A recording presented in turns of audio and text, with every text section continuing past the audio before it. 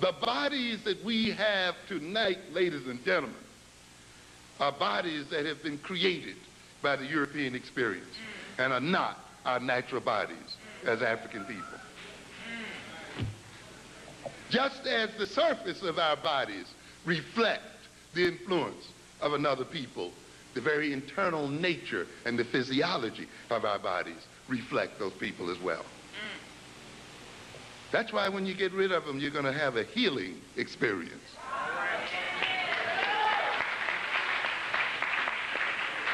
And your whole body will change. I've read some of this before, but let me read it again, I think, in this context. This is most dramatic, and the things I'm talking about are most dramatic when we study the so-called multiple personality. And let me read you a description here that was printed in the Times. And those who might be familiar with it, indulge me here, because I think it points out to something. It begins, when Timmy drinks orange juice, he has no problem. But Timmy's just one of close to a dozen personalities who alternate control over a patient with multiple personality disorder. And if those other personalities drink orange juice, the result is a case of hives. What are we saying here? We got one body, but depending on what consciousness possesses that body will react to the drinking of orange juice with or without hives. It will break out in blisters. So if it drinks orange juice, when one of the other personalities is possessing it, welts and hives will break out right there. If Timmy comes back, if the new consciousness comes back and takes over that body, the hives will disappear almost on the moment. In other words, then, there's a different body for a different consciousness.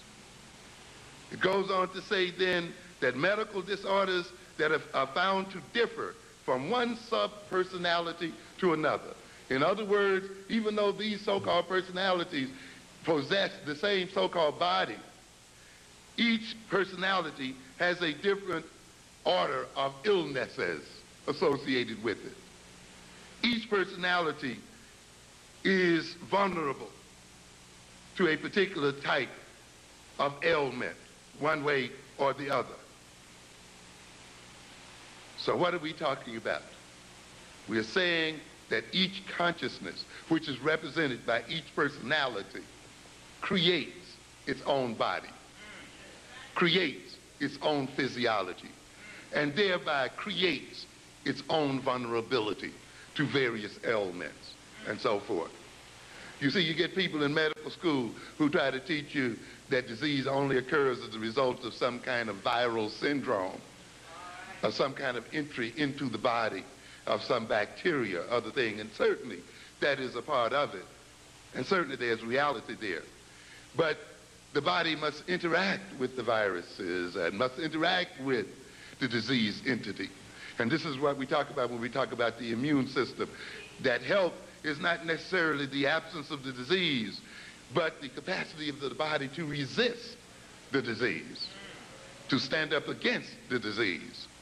And so consequently then, when these bodies are taken over by different personalities, these personalities apparently change the nature of the immune system of those bodies, making them vulnerable to diseases when one personality is present and not so when another is present. Which means, ladies and gentlemen, then, that the nature of the consciousness which possesses us as persons will to a degree determine the illnesses to which we are vulnerable as a person and as people.